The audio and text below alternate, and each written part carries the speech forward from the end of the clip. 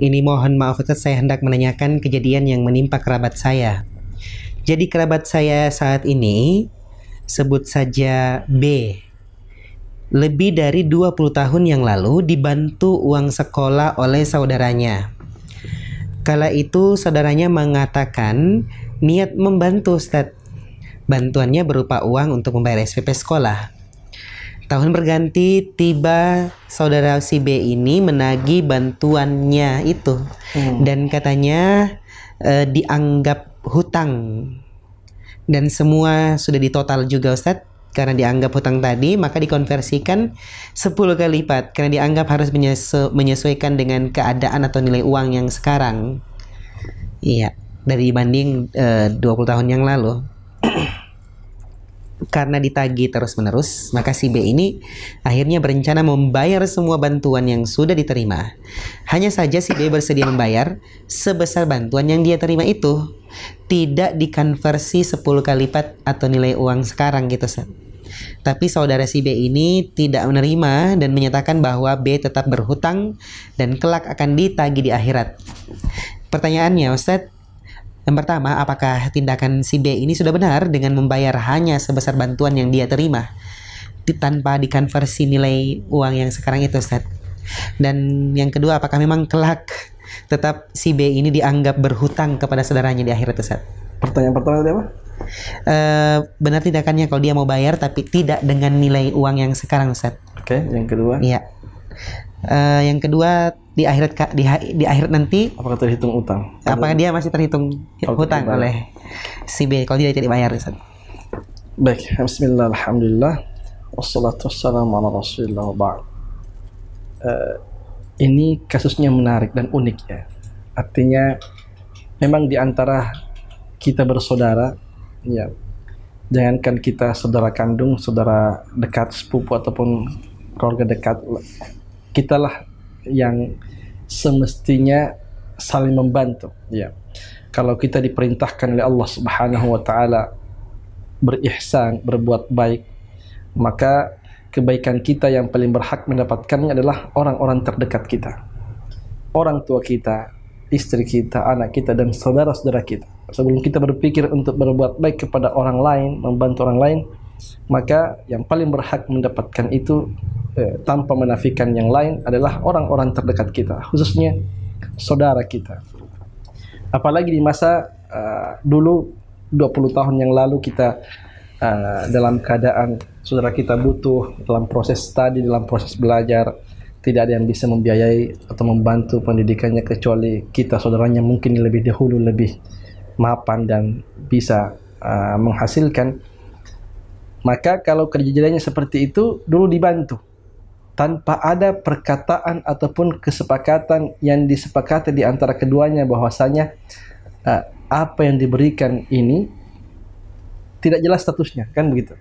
Artinya ketika saudara atau kakak ini memberikan bantuan kepada adiknya, ketika waktu itu memberikan bantuan, kakak ini tidak menyebutkan status itu sebagai sebuah pinjaman, hanya memberikan bantuan begitu saja. Ya. Maka jika tidak ada pernyataan itu sebagai utang piutang, ya, sebagai qarat, kalau tidak ada pernyataan di masa dia diberikan bantuan itu, tidak ada pernyataan itu adalah utang yang diberikan, bahkan dikatakan adalah bantuan, maka itu sifatnya adalah ihsan, akad bantuan. Ya, bisa berarti hibah atau bantuan cuma-cuma. Iya. Kalau kemudian setelah 20 tahun berlalu lantas tiba-tiba diklaim, maka ini perlu diperjelas statusnya. Ya. Maka perlu ada dialog yang baik. Kalau perlu ada sulh. Ada langkah-langkah damai lewat dialog yang baik antara kakak beradik ini tentang status pemberian itu. Ya. Tadi sudah berbeda persepsi. Ya. Kakak sudah kemudian mengklaim itu sebagai utang, pinjaman, ya. Tapi itu baru diungkapkan sebagai bentuk pinjaman setelah 20 tahun. Sehingga sang adik atau saudara ini merasa bahwasanya dia tidak punya utang, tapi apa yang diberikan dan diterima dulu itu adalah bentuk bantuan cuma-cuma, ya, atau bantuan sebagai seorang saudara. Ya, tapi kalau memang tidak terjadi apa kata sepakat, ya, maka memang harus ada pihak ketiga yang menjadi fasil, menjadi hakim, menjadi pemutus dari keduanya. Ya, berat-beratnya kalau nilainya besar tidak apa-apa dibawa kepada konsultasi hukum. Ya, ya. Dalam hal ini kalau kita kembali kepada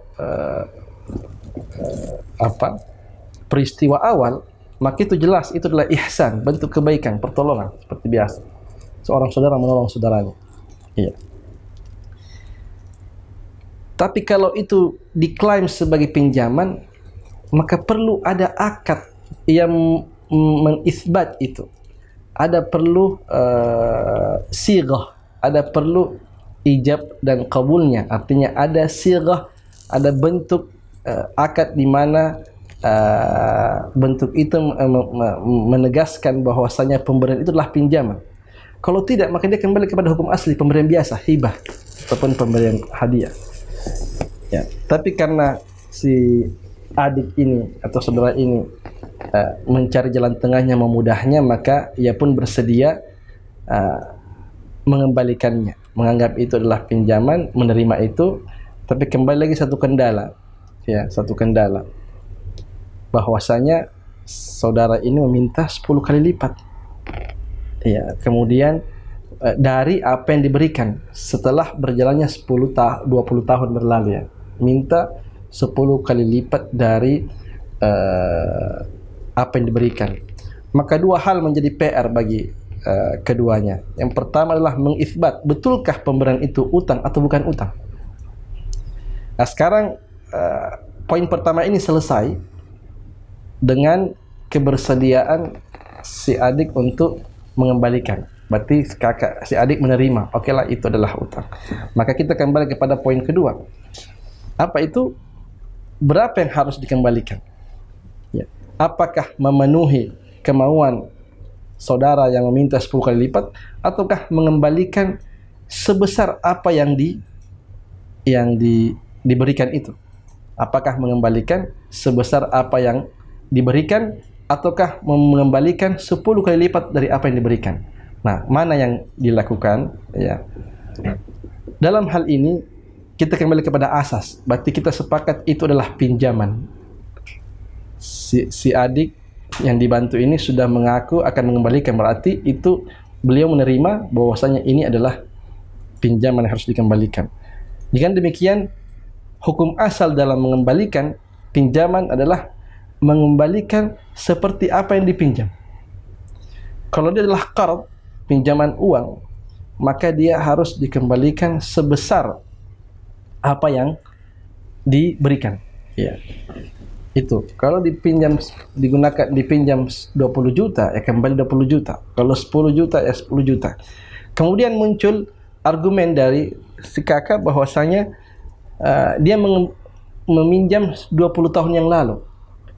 Ini adalah jangka panjang, yang dimana durasi yang panjang ini mengakibatkan nilai mata uang itu menurun, ya. Sehingga nilai 20 juta umpamanya yang dipinjam di waktu yang lalu tidak lagi sama dengan nilai 20 juta saat ini, ya. Value-nya, nilainya, dengan berbagai faktor dan efek yang mempengaruhi nilai mata uang itu, seperti inflasi dan lain-lain. Nah, sehingga atas dasar itu si kakak meminta sampai 10 kali lipat. Tapi kita perlu cermati, apakah betul, ya, perubahan nilai 10 kali lipat itu betul adanya, ya, dibanding nilai 20 juta tahun lalu. Apakah harus dibayar 200 juta sekarang? Apakah nilai 20 juta tahun lalu senilai dengan 200 juta saat ini? Karena ada pendapat ulama kontemporer yang berpendapat bahwasanya jika, ya, ini dua pendapat memang, ya, bahwasanya jika ada orang yang berutang, ya, kemudian mengembalikan utang setelah sekian lama, dan dari proses yang lama itu, durasi yang lama untuk mengembalikan utang itu, terjadi perubahan nilai dari harta atau uang, khususnya mata uang yang mengalami perubahan nilai, maka harus ditakar, ya. Ini yang paling pertengahan adalah menakar nilai. Jadi sikap pertengahan adalah menakar nilai perubahan itu. Kenapa? Kembali kepada konsep tadi, la darara wala dirar. Ya. Tidak boleh ada pihak yang dirugikan. Ya. Kalau jangka pendek jelas tidak boleh kita berlebih karena itu akan menjadi riba. Ya. Tapi ada faktor lain yang kemudian menjadi pembeda, bahwasanya adanya perbedaan value atau nilai setelah durasi sekian lama. Karena pada hakikatnya mata uang ini adalah manifestasi daripada emas dan perak sebenarnya, dari sejarah kemunculan mata uang kertas dan selain emas dan perak tadi. Maka para ulama mengatakan dinilai apakah dalam 20 tahun itu, ini kita berbicara setelah sepakat bahwasanya itu akan dikembalikan, ya, sepakat. Nah, sekarang berapa yang dikembalikan? Betulkah 10 kali lipat? Ya. Tidak serta-merta kemudian itu dikembalikan oleh si adik 10 kali lipat. Tapi tidak boleh juga kemudian dikembalikan senilai itu jika betul-betul ada perubahan nilai yang signifikan. Ya. Supaya apa? Supaya tidak ada yang dizolimi, tidak ada yang mendapatkan mudarat. Ya, kalau perubahan nilainya signifikan, maka jika dikembalikan seperti apa yang diberikan, maka itu akan membahayakan orang yang memberikan pinjaman, karena hartanya berkurang, dikembalikan dalam keadaan berkurang nilainya, value-nya. Begitupun sebaliknya, kalau ternyata dikembalikan jauh berkali lipat, tidak melebihi dari nilai pertambahan nilai tadi, maka itu juga menzalimi orang yang membayar utang. Maka kedua-duanya tidak boleh ada yang menzalimi. Ya, dalam keadaan seperti ini, ulama-ulama kontemporer melihat bahwasanya kalau memang seperti itu, sudah puluhan tahun utang itu baru dikembalikan, kemudian terjadi perubahan nilai mata uang tersebut, maka perlu ditakar berapa nilai pertambahan itu, dan itu bisa diukur, insya Allah bisa diukur. Ya. Oleh pendapat pertengahan mengatakan jika pertambahan itu, ya, tidak melebihi sepertiga, ya, ini tidak melebihi sepertiga dari total pinjaman itu, jika dikonversi dengan nilai pertambahannya, artinya sepertiga, kurang dari sepertiga, maka itu dianggap bisa dikembalikan seperti uang yang diberikan. Kalau 20 juta dikembalikan 20 juta. Artinya pertambahannya tidak signifikan, sedikit. Dan sesuatu yang sifatnya sedikit itu walaupun terlarang, dia muktafar syar'iyan, ya, dia syar'an. Dia hal-hal yang sudah sulit terhindarkan, itu ada kalau sedikit maka itu termaafkan. Ya, kalau pertambahan nilainya itu sedikit. Ya. Kenapa? Ini kita katakan pertambahan nilai adalah force majeure. Bukan maunya pihak pertama, bukan maunya pihak ketiga. Adanya proses atau peristiwa pertambahan nilai dari mata uang tadi atau penurunan nilai dari mata uang tadi, itu bukanlah kemauan dari pihak peminjam atau pemberi pinjaman. Dia ada sesuatu yang terjadi begitu saja di luar kehendak dan kendali mereka. Sehingga harus ditakar betul-betul, ya, bukan maunya A, bukan maunya B. Perubahan nilai tadi bukan bukan kehendak dari keduanya, maka harus ditakar betul. Jika itu sedikit, ya, perubahan nilainya sedikit, penurunan nilainya sedikit, maka tidak masalah dikembalikan seperti nilai yang diberikan. Tapi jika mencapai sepertiga, ya, dan sepertiga itu maksudnya sepertiga pertambahannya itu jadi dikalkulasi akan mengakibatkan sepertiga atau lebih dari nilai nominal pinjaman yang diberikan. Kalau mencapai 3, maka dikatakan 3 itu adalah batas paling rendah sesuatu dianggap banyak oleh sebagian fuqaha, karena Nabi mengatakan ats-tsuluts wa-tsuluts katsir. Ya, sepertiga dan sepertiga itu banyak. Ya. Artinya ketika Nabi berbicara tentang wasiat, ya, di mana seseorang boleh mewasiatkan hartanya untuk orang-orang di luar ahli waris, tapi maksimalnya sepertiga, karena sepertiga ke atas itu sudah dianggap banyak dan tidak boleh melebihi sepertiga untuk wasiat. Nah, sehingga ulama mengatakan jika nilai perubahan nilai itu terhadap mata uang itu melebihi sepertiga dari total apa yang diberikan, maka itu jelas banyak dan itu membahayakan bagi pemilik modal atau pemberi pinjaman, sehingga itu harus ditakar dan dikembalikan dengan nilai pertambahan itu. Nah, salah satu cara tolak ukurnya yang paling mudah adalah harga emas, yang merupakan patokan value, nilai dari alat tukar, ya, emas. 20 tahun yang lalu, anggaplah 20 juta. 20 juta itu bisa dapat berapa gram emas? Nah, anggaplah 20 juta itu bisa mendapatkan 40 gram emas. Ya, sekarang berapa 40 gram emas di masa ini, umpamanya, salah satu tolak ukur. Jadi demikian. Jadi memang butuh penengah yang memahami ini untuk mendamaikan kedua saudara ini. Ya, jika sudah sepakat mengembalikan, tinggal mencari titik temunya. Apakah mengembalikan seperti yang diberikan, ataukah dikali 10 kali lipat. Ini tidak boleh diambil dua-duanya, tetapi dicari dulu jalan tengahnya. Seperti yang kami sampaikan tadi, adalah kalau alasannya adalah perubahan nilai, penyusutan nilai mata uang dari apa yang diberikan tidak sama lagi dengan 20 tahun yang lalu, maka ditakar berapa perubahan nilai itu, tidak serta-merta kemudian mengkali lipatkan 10 kali lipat. Justru sebaliknya, kalau itu dipaksakan, maka pihak pemberi pinjaman bisa menzalimi saudaranya dan mengambil hak dan makan hak yang tidak halal. Kalau dikali 10, 20 juta dikali 10, itu kan bisa 200 juta.